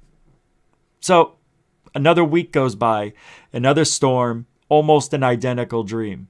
But it was a little different this time. It felt like a different ship. It was smoother. And I was able to look inside of it. And when I looked inside of it, I was able to look through it. But when I was on the outside, I couldn't see in it. Yeah. So I was able to look in, but it's like I knew where the walls were. It was like a computer. It was like Tron, basically. That's the only way I could think about it and tell you about it. But anyway, so that stayed with me for a very long time. I had those dreams, about 4 of them. They stuck with me. And then all the way up to 2000, the Phoenix Lights happened, 1997, March 13th. Yes. This is really amazing. All the way up until April 15th, me and my girlfriend were outside in the backyard cooking. I was going out every night after the Phoenix Lights, waiting for them to come back, because I really wanted to capture them. I was mad I didn't see them, and it was all over the news. I don't know if you were living there, but it was amazing. I was in Vegas at the time. But you probably got a lot of the news on it, right? Yeah. Oh, yeah. Mm. Yeah, it was big news even out there, dude. Mm-hmm. So we see coming, she goes, babe, what is that? And we lived up on the mountain a little bit by the McDowell Mountains, and this craft is coming, a disc-shaped craft with an orange light that started on the perimeter and went inward and back out. You know how you see those wah wah? They go like that. They go wah wah. Yeah. So when it passed over us, my camera was about 10 feet away, and I'm like, she goes, get the camera. And I go, I don't want to miss it. Get the camera. I go, no, I'm going to miss it. Yep. and it went over the McDowell Mountains and lit them up like daylight. I could see the green of the saguaro cactus and all the shrubs and everything was lit up like daylight. Wow. And that was that, right? So I'm really hooked. And that was in 1997, a month to the day after the Phoenix Lights. Well, almost. Now, fast forward from April 15th, 1997 to 2004, April 15th. That's when I bought my dog for my wife, and then it became my dog. And we laid in the backyard looking up. And I had just gotten LASIK surgery from my birthday a month earlier, about 6 weeks. So I'm seeing 2015. She also had surgery, seeing 2015. So we're walking the dog, laying on the Chase Lounge. She goes, check that out. Look, what is that? Look at that light. And I didn't see it at first. And she's like, no, over here. And then I see it move. And I saw, I go, oh, probably satellites. But it zigzagged a little bit, and then it went down, and then all three lights went off. Like, it was weird. It was as if, I can't explain it. It looked fake. Yeah, it looked like I was watching the TV lights go off. It was just bizarre. And I said, they were satellites. I'm not thinking UFOs. I'm thinking it was satellites. We just saw it weird or something. So I go out the next night just out of habit, 10 o'clock, taking the dog out again. I look up, and there it is again, just one of them though. And it went to the left, went to the right, went back into the middle where it was, and then went down a little bit and then turned off. That's when first time ever, went inside the house, went on the computer and looked up UFOsoverPhoenix.com. Jeff Willis's website pulled up, and he had all these videos. He actually got back to me the next day. He's like, you need to get yourself a camera, start recording stuff during the daytime. And I didn't have a camera. I borrowed my sister's. And then on June 27th, 2004, I captured 3 lights for 3.5 minutes. And it was freaking amazing. Now, can you tell everybody, because a lot of people aren't going to know who Jeff Willis is. I do, obviously. I'm a big fan of Jeff Willis. Obviously, you are too, but you want to tell everybody who he is? Nah. No, he's a lifetime experiencer and been documenting things for over 30 years. And yeah, just go check him out, UFOsoverPhoenix.com. Great UFO footage. And I mean, he's captured so many awesome UFOs out there. And you got to understand, Arizona is just a hot spot for UFOs. I mean, they're huge out there, and so that's a big deal that you contacted him and he got back to you. And so he's the one who kind of told you, this is what you need to do, go get yourself cameras and shit like that, Yeah. So let me ask you, now, when I had my first experience, it really affected me to my core, to a level like I couldn't even understand, where I started having like an obsession with UFOs. Like I had to go see them, and so I started UFO hunting. Anytime I was outside, I was looking up. I was tripping over shit because I was always looking up every time I went outside. Did that happen to you? Well, in a way, I was getting to that too, because I knew we talked about that, so I was going to lead into that. And what happened is, after I saw those 3 points of light, I just saw one light, here and there. And on December 11th, I told my wife at the time, I go, you know what? I don't really think I'm seeing UFOs. I go, this is too easy. This can't be right. I go, I think I'm seeing satellites, and I don't know. I just can't believe it. Why don't they show me? Because just that summer in Mexico, they had those 9 lights that they saw, and everybody says they're fuel depots in the ocean and all that stuff. The military UFO. Yeah, the FLIR footage, the original FLIR footage. And I said, why can't I catch anything like that? One here, one there. Could be an airplane, could be a weather balloon. You know what? I'm done. I'm done. I put my camera down on the chair and to charge it one last time before I put it away right by the back doors where I kept it. And I always skywatched in my backyard because I had such a great view. I could see everywhere. And or I would go down up the street if I didn't want any lights at all. Some nights just seemed bright at the house. So I'd go up the street where it was pitch black, and that was up on a little mountain. So I had good view. So that night I go to sleep and I feel confident. I'm not even thinking about UFOs. Don't care anymore. Done. And because I really wasn't catching anything. You know, I'd see something and catch it and record it, but yeah, it just, I wanted the goods. You know, I wanted to see something that no, not everybody sees. One light doesn't prove to me anything. Yeah. So that's my attitude. I always had that, like, it's too easy. These aren't UFOs. It's just I can't see them. I wound up eventually buying an extra, different lens that was more than a camera, and I was starting to debunk everything before I was quitting. Yeah. So I got really depressed. Things I was seeing before I put the lens extension on were UFOs, were no longer UFOs. They were airplanes. They were hot air balloons, really far. I'm talking 30, 50 miles away. Yeah. And I was zooming right in on them, and I'm like, damn it. Yeah. I was so angry. But I didn't have this urge or feeling, not at that time. So this is the red letter day, December 12th, 2004. That was the day after I quit. I'm watching football. I go to take the dog out. Now, okay, yeah, this is what I have to tell this part.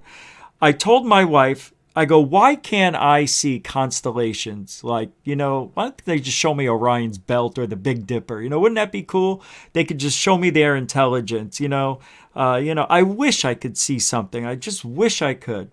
Maybe something that was huge, maybe, So anyway, the next day I go outside and I see something catches my eye. And it looked like it was rotating. So I grabbed the binoculars on the table and I'm looking. It was just by habit I looked up. How do you break this habit over 6 months? So I'm looking at this thing and it's spinning. Like, I go, that doesn't look like a freaking balloon to me. So I grab my camera. There it is right there. And I start recording it. And as soon as I put my camera up to it, you can see it in the video, it just decided to go downward. I couldn't see it anymore. So I'm scanning the sky, and then out of nowhere, I see deep, deep, deep, like lights appearing, bright flashes in little different areas. So I zoomed in, and there were these there was like 30 of them that appeared. But they were not close together. They weren't bunched up. But they were in groups. Like one of them looked like the Big Dipper. You can see it on the film, the camera, the evidence that I have. Another one looked like Orion's Belt, and I'm like, what the fuck?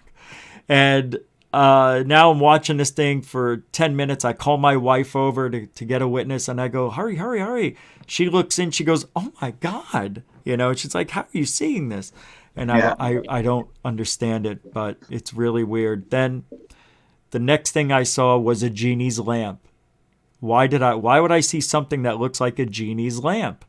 Well, because I wished for it the night before. And what do? You get 3 wishes, and they gave me 3 images.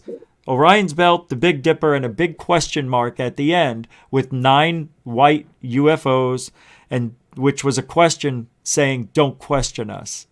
Yeah. That's my feeling. That's what it was. So I had this 26-minute sighting, and the last thing was the question mark. And you can see them go out one by one when it was over. There was no clouds. I mean, where'd they go? You're going to tell me all these were balloons and they just so happened to disappear. So I'm looking at this thing. I'm showing everybody. It was on the internet, and people were just loving what I captured. And of course it was cool. And after then, it was different. Something changed. And I was outside 14 hours a day, 12 hours a day, literally staying outside for hours, dozen hours at a time. I mean, I would go eat and come back out. You know what I mean? My wife would clean up, but I was literally addicted to it. I knew something, and I didn't realize it at the time, but it felt like there was a connection. It's like because my friend goes, "Hey, dude, you said genie's lamp in this. Isn't that what you said you wished you saw the night before?" So he's the one who told me about it. And I'm like, oh my God, I can't believe they it's like they were listening to me. Yeah. It's just bizarre. It's freaking bizarre. Like, what are the odds I go walk my dog at that time, look up, see something flash in the sky, it disappears, and I look up and see that at that time, it, to me, is a connection of something. And that stayed with me. And even to this day, I know it's still there because there's a lot of times, and I haven't gone out in a long time like that. It's been since 2010 since I spent more than an hour outside because I don't know. I was burnt out. Okay. Yeah. I've got over 20,000 hours of doing this, literally 20,000 hours. Do the math. All the hours, if I put in 14 hours a day, 10 hours a day on average for 4 years straight, it adds up. And it did. And then you add a couple more thousand hours for each year after. So I put in a lot of time. I used so many different cameras. And the thing that's weird about this is I would be outside and I'm like sky watching. I don't feel anything. And not that I was trying to, but I'd be driving home and then it's like, look to the left. And I look to the left and I see something, and I couldn't get it on video, but I saw something that was really strange. These three lights spinning, and I just dismissed it as I was driving fast, and it was probably fireworks. But I tried to get it while I was driving. It went by so fast. I've also was driving down the freeway, and I don't know how, but I lost 13 minutes of time. And the last thing I remember is pulling over and looking up and seeing a craft that looked like pastel colors. And it was right in Scottsdale, right at the 101 in the freeway is North Scottsdale. And this thing went like this, and then it went one way, turned again, went back. It was just like the dots I saw the very first night. It was making a turn. And then it would turn exactly 180 degrees and go back where it came from. But it had these flowing colors in it. Like, wow. I never seen anything like it. It was like a tail was inside of it. And then it went over so fast. And I have it on video. You can see it on video. It's very, very hard to understand what you're looking at unless I explain it to you. And then when you see what it is, you'd be like, dude, that is the coolest UFO I think I've ever seen. So these are things I still haven't shown the public, some of these things, because back in the day, it's hard to do what we can do now. And it's been 10 years. I think it's time I bring them out. But I was addicted to it. If I didn't go out, I felt like I needed to. After I saw the fleet of 30 doing the designs, a couple of months later, my wife and I, we were in the bedroom and a ball of light came in. This was a year after I had gotten my dog. So it was in April, and this ball of light came through the window from outside. And the dog woke us up because it was 11:45, and I thought somebody was in the backyard with the flashlight. So I sat up and I'm trying to listen. My wife woke up and she goes, somebody's in the backyard. And we both see them coming closer. We thought it was a person going to come right through the window. And a ball of light came right inside of our house.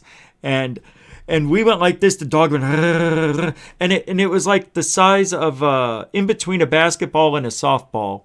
And you could hear it crackling like plasma. Like, I can't do it. My throat's dry. Yeah. But it was almost like a dolphin. You know how a dolphin goes? You know how they do that? But it was doing it with electricity. And that it was really weird. The ball came in.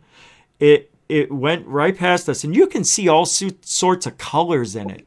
Like all different colors. Like everything you can imagine. But it was white.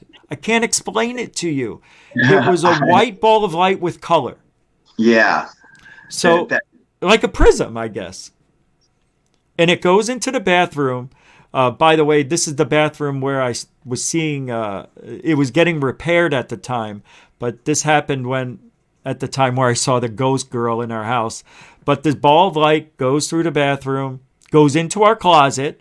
We see all the clothes just barely moving, but we see the ball of light. You see the colors all over like a disco ball.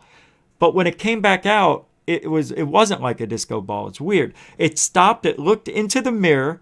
You could see it rotate, and it looked in the mirror, went like this, came right in front of us, and my wife goes, Richie, like she got scared, and so did I, and it stopped. It looked like it looked at us, went to the TV, which was 2 feet away, looked in the TV. It looked like it turned and looked in the TV, motioned down like it was like programmed. That's the only way I could tell you. It looked like it was programmed, and it went out the window. Now, out the window, there was a tree, right? This tree wasn't that old.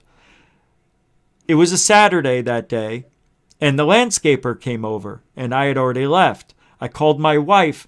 I said, you need to tell Rodney not to remove the tree by the house. I don't want that tree removed. Remember, the orb went through it. She said, yeah, he told me he was going to remove the tree. I said, I know. I told him no remove, because half the tree was dead already. Yeah. It's the side that it went through. When I came home, the tree was gone. He swears on the Bible. And this guy, I believed him. He says, I never take. I like the job. I don't want to be fired. I no take. I swear, Ish. Somebody took the freaking tree. No shit. Yeah, took it out of our yard.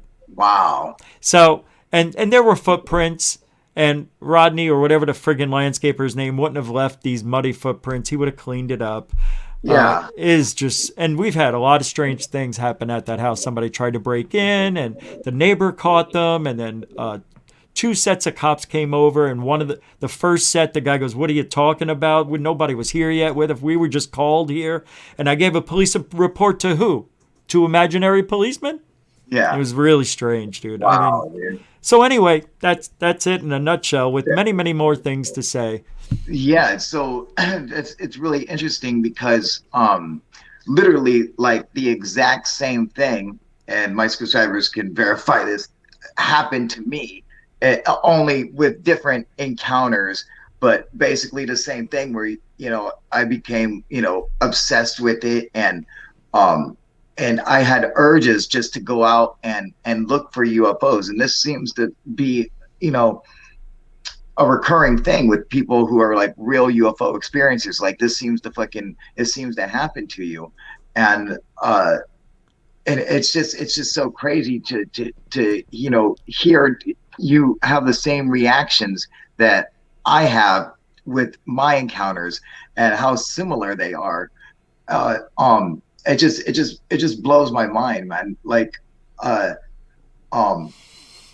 it comes when you're talking about, just wishing to see a UFO. The same thing happened to me, and I almost felt like, like I was like praying in my mind, just like, please, and then they would show up, and then I would see a UFO, and it was crazy. I mean, and I have so much, footage of just, and it got to the point where I was seeing so many UFOs that, I was like, it's useless for me to try to call MUFON or report them. There's just too many of them. And at first I thought I was going crazy and shit, and I had to talk to people and stuff. And then, and I realized, I can't film a hallucination. So, obviously these are real UFOs that I'm seeing. And then, just that's the whole, I was being drawn out. Like I would go out to my backyard or to wherever and sit and look for them, but then I would also go out into the middle of nowhere and like know that this was the spot, like to see them. And it, sometimes I would have, a lot of times it would just be balls of light and stuff like that. And then it would just be like some crazy craft. Like it'd be a flying saucer, it'd be a cigar shaped UFO, or a flying saucer just made of pure light, or giant red discs or black spheres or whatever, and then just like, the close proximity they would get, and the kind of paranormal stuff that would happen along with it.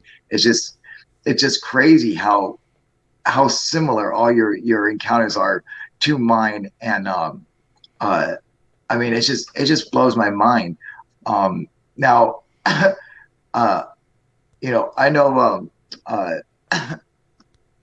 that you'd been doing the that you got on live before we got on here, but so I don't want to keep it too long, but the thing is like I don't think we're done here. I would like to do a part 2 with you to get more in depth into all this. And are you done? Are we done? Yeah, well, that's the thing. I feel bad because I know that you are sick. I'm all right. Are you good to go? Yeah. Are you sure? Okay, I'll cool. let you know. Yeah, I can. Okay, I'm fine. I caught my second wind. Yeah, I was like, I don't want to fucking push you. I know you're feeling sick and shit like that, and I know that you've done talking about me. Yeah, that's the thing. It's making me feel bad that it's like, you've been on here for. I know you did the live before, and I'm like, man, I've already had you on here for an hour and a half. I know you're probably tired and shit. I'm all right. I'm usually up. All right, I'm good. Usually up. Okay, so then. But if you want to go, we can go. If you're tired. No, I was feeling bad. That I'm like, okay. Man, don't worry about it. Yeah. You're cutting out. Yeah, he's cutting out pretty bad. Maybe it'll come back. There you are. Am I back? Can't hear you. Yeah, it's delayed a little with your voice, but at least you're back. It'll carry up. Good. It'll catch up. All right, good. Yeah, it was just making me feel bad that you think you might have COVID and shit. I'm just like, I don't know if I have COVID. It feels like it, but I think I'm over that. And I literally got my second wind like 20 minutes ago when I started talking about me. I'm sorry, I'm back. Yeah. No, hey, there you are. No, yeah. We're good. So what else we got now? What were you going to ask me? Let's just go through it. Okay, yeah. So you've seen the movie Close Encounters of the Third Kind, right? Dude, come on. I own it then. I could tell you the whole movie. Okay, have you ever seen the special edition? I have only seen that once. The extended ending? Yeah, no, where it gives you the deleted scenes and shit. No, I never saw that. Oh no. Man, dude, that's so awesome, dude. Yeah, I had the special edition. It was a 2-disc set or whatever, and it had all these deleted scenes. And oh wow, I want to tell you about one of these deleted scenes. It was really fucking. It was really crazy because that movie had what's his face J. Allen Hynek. Who was helping Steven Spielberg write it and come up with the best ways that this is the most authentic UFO sightings. And this sure. Is what they're like, So basically, the best UFO sightings that he had to date, or whatever, or the stuff that makes it a legitimate UFO encounter, was the exact same stuff that happens to us. Right. And one thing that they were taken from Project Blue Book stories, basically. Correct. And I had built a UFO hunting platform on my roof specifically for hunting UFOs. I think I've seen it. In one of my videos, it shows that UFO hunting platform. All right. Yeah. In Close Encounters of the Third Kind, in a deleted scene, he actually built a UFO hunting platform. No way. On his roof in that movie, and it's a deleted scene. Oh, that sucks. Yeah, I know. And I'm like, he had done that, and I'm just like, oh my God. And I already had mine built. And I'm like, I can't fucking believe this, that was in the fucking movie. I'm like, so J. Allen Hynek really knew what the fuck he was talking about. Like, all the stuff that makes, he says, this is what happens when you have a true UFO encounter. These are the things that the people do. To go out in the middle of the night looking for UFOs, how he started building the mashed potatoes of Monument Mountain or whatever, or the Devil's Tower. I had where is it? This crop circle. I don't know if you guys can see it. right there, that symbol. I had drawn it on the roof of my house, so Yeah, fucking like on the roof, that's everyone, wild. yeah, like the same thing. And then being attracted to a mountain to go and see UFOs and shit, man. The same thing happened to me where I was attracted to a mountain where I believe an alien base actually existed, and uh, and so there's just so much shit that just makes it like, this is the real deal. This is what really fucking happens to you. You become obsessed with it and stuff, and that almost like it's almost like CE5, where but you do it like unconsciously, It not like, is you CE5. know it is, it's CE5, It's a but personal version. not like I'm following Stephen Greer's CE5 Yeah, no protocol. protocol. Yeah, Yeah, yeah.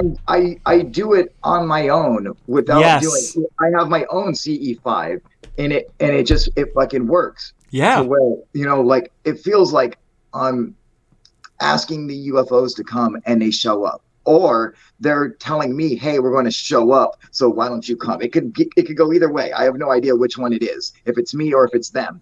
But Right. something about it, it's where we both get connected, and it's like we're both wanting to see each other.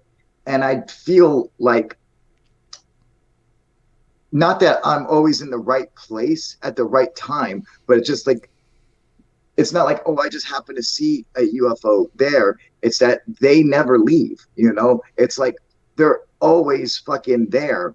And it's just when I decide that I want to go out and see them, or they decide they want me to come and see them, that there they fucking are. Because it's like, it doesn't matter where I go. It doesn't matter where I move to, anywhere across America, there they are. Hmm. They're always fucking there. They never leave. It's always the same. I still have my sightings to this day. I still go out and UFO hunt, and I still see them. It just all the fucking time, and it's crazy. And I get the feeling that, sometimes I wonder if they're trying to communicate with me in certain ways, that where it's like they use emotions, to Yes. communicate something, and I'm wondering if that ever happens to you. Not really. Sadly, my experiences are totally different. They come in dream form. And I don't. I've never seen an alien. I've never Me- heard one. yeah, me Um, neither. and to be honest, even though I had callings to go out and see stuff, I never really saw anything, but I had a feeling they were there, and for whatever the reason was. And I also went to a place in the middle of nowhere and sat down from midnight to 3, 4, 5 a.m. with the dog tied to my leg in case I fell asleep. Yeah, And I would literally meditate. I would do my meditating out there, and because I still meditate, but I was really into it back then, like the law of attraction and everything, which I'm back into now. But I would always do it, even though nothing happened. I would have dreams. Like, I'll give you, for instance, and this happened in 1 week, just days apart. And after all my experiences from day one since 2004, if anything happens to me, I put it on camera and I record myself telling about it immediately after, so good I idea. don't forget. Now, so I go out this one night and I felt really like I need to go. I actually ended my show early because I did it on Sundays back then. And I Yeah, went out this one Sunday. It was like 10:45. I got to the walking space by 11:02 or 3. It was the same every night. And I plopped down on there and I started meditating and I fell asleep.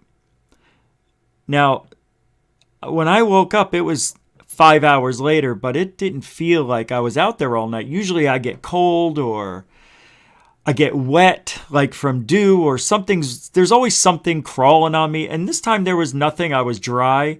The dog was awake. yeah, And anyway, so the next night, I do the same thing, and I had the same experience. But I woke up at 4 a.m. So I go out another night right after that, do the same thing, and I didn't fall asleep. So I went home like I normally would after an hour. So it was around, I don't know, around 1 a.m. and my wife's in bed already, and I go to sleep. And I just felt like something was in there. I don't know. I can't describe it. We have an alarm on the house, so I know nothing came in. I just felt like I was being watched, but I went to bed. Now, I wake up. It's after 3 o'clock. I don't know it immediately, but I know it after it happens what time it is. And I wake up to this pain in my left ear, and I'm leaning on my side facing my wife and the dogs in between us. And I look up on the headboard and I see a bluish white light on the headboard, and I'm hearing this loud electronic noise in my ear, and as I go to turn around to see where the light's coming from right here, I see a beam of light retracting into an alien's hand. Whoa. And it was a 3-foot alien at the foot of the bed. And I looked at my wife, and I go like this to wake her up, and as I turn back, it's already gone. But you know how when you have dreams or events happen, things seem to slow down like slow motion. Yeah. I saw what this creature looked like. I know what the skin texture was like, and it looked like it was wet, and it also had color changing effect to it. Like, you know, like that paint where you get in the light and it looks different colors. That's what the skin looked like. Yeah, like oils, like an oil slick sometimes. Exactly. Exact same thing. That's what the skin looked like, but it had little indents in it. And it was weird. It was like it had these suction cup marks all over itself. Like, that's what I saw. But that's because the light was retracting right to its body. I saw it illuminate its body.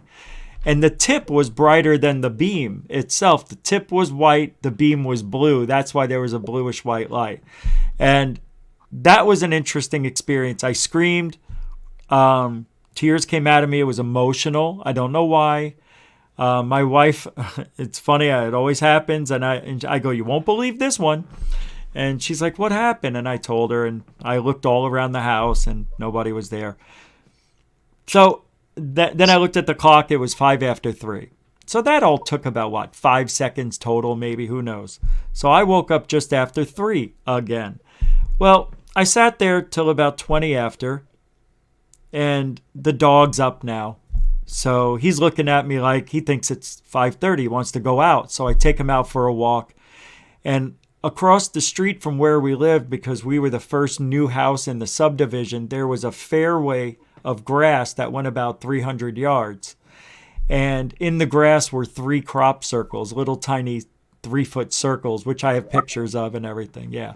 So they were right across the street from where I lived, and pretty interesting. So I took photos of grass circles. Yeah, you could see the whole swirls, everything. It was amazing. One right next to each other. That's amazing, man. And so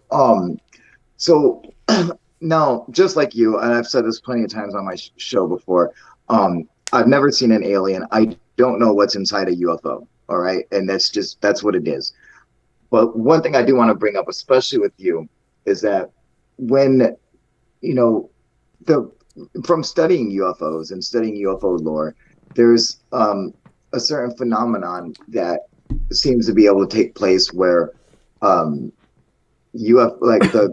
grays, that extraterrestrials have the ability to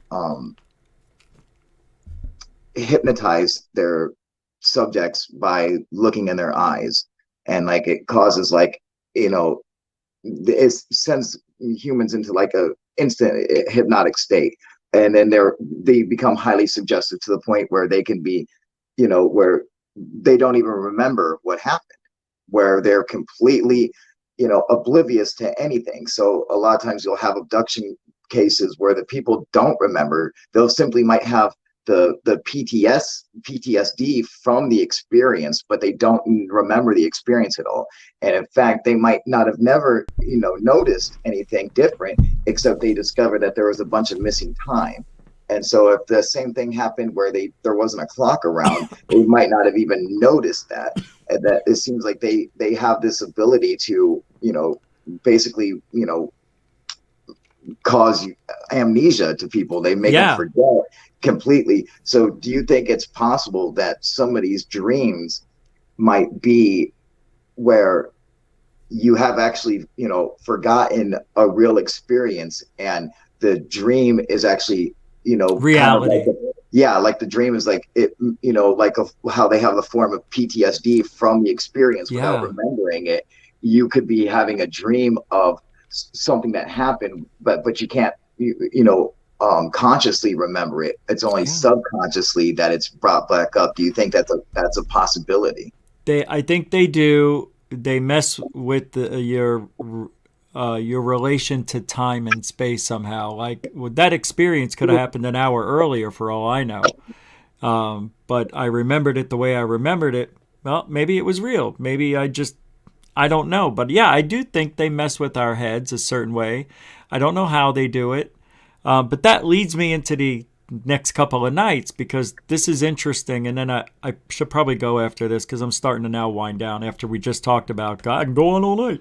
That's what's making me feel bad. I didn't want to. No, it's okay.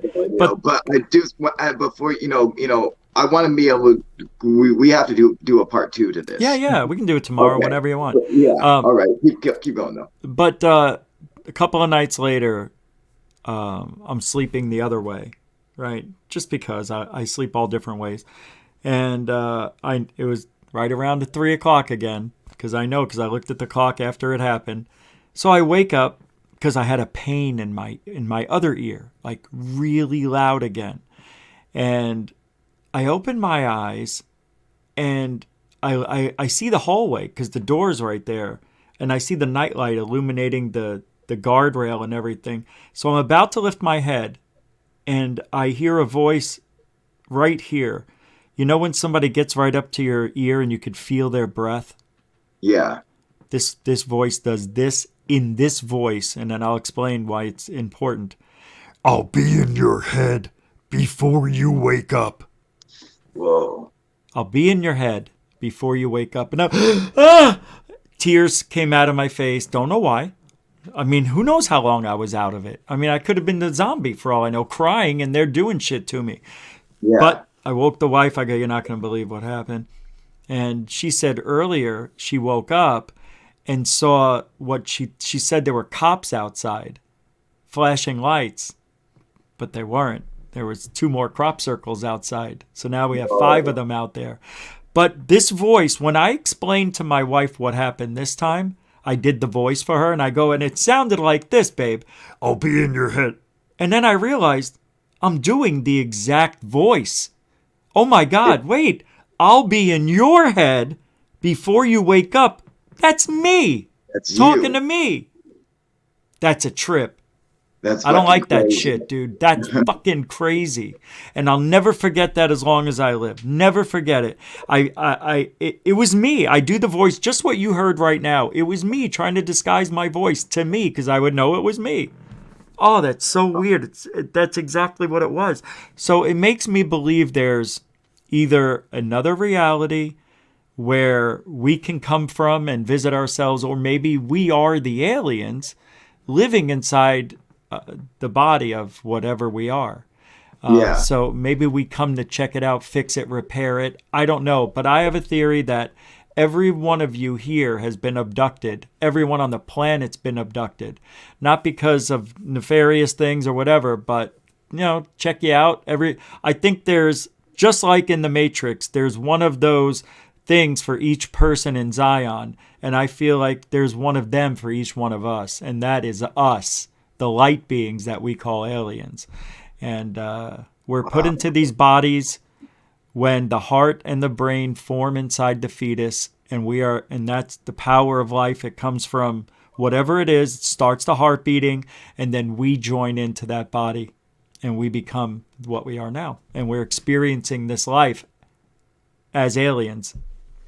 Fascinating, man. Absolutely. That's how I feel it is. It's a beautiful thing. I mean, why else would I say I'll be in your fucking head before you wake the fuck up, you dick? Oh, I hate that. I hate it. Man, it's so cool though. But it was cool that the circles were outside, man. I mean, for me, that was like little fellas coming on over, man, checking me out, doing whatever, and they came in bunches.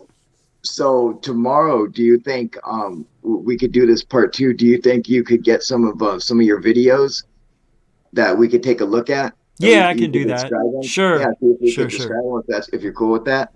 I might even get one of the interviews I did with myself, just to see what it looks like all these years later. Yeah, because I was like totally different me. I'm like 60 pounds heavier and totally different. And probably crying in one of them. That's okay, man. I don't give a shit. I would go inside the garage and sit in my car and do it so my wife wouldn't hear me in case, I got emotional and stuff. Yeah. I mean, it's personal. This is personal. And I rarely shared this stuff with her. It's just I woke her up and had to tell her what happened. But the feelings there, I think they're always above us. I think we have the ability to meditate and somehow have a relationship. I just don't do it. I don't know how to do it. But I think they visit me and create these weird-ass dreams. Yeah. But that's that. Man, that's cool, man. Thank you so much for sharing. Yeah, we'll do it tomorrow. Cool, dude. Let's do it tomorrow too, man. Because this is super cool. Yeah, we're just getting started. I got some good stuff I got to tell you. For real, man. Absolutely, man. So thank you for coming and joining me. I know you're sick. It's already midnight. We've been on here for 2 hours, dude. I'll let you get out of here, and we'll do this again tomorrow, you guys. So for sure. Make sure you come back and tune in for part 2 of GUFON's experience, man, and tomorrow hopefully we'll get some videos of this stuff and check out some old interviews and shit with him. It'll be fucking awesome. Bring the popcorn. Yes, definitely, dude. And thank everybody for coming and joining you guys tonight. I super appreciate all the super chats and everything. Thank you guys so much. And we will see you guys tomorrow, all right? UFO proof out.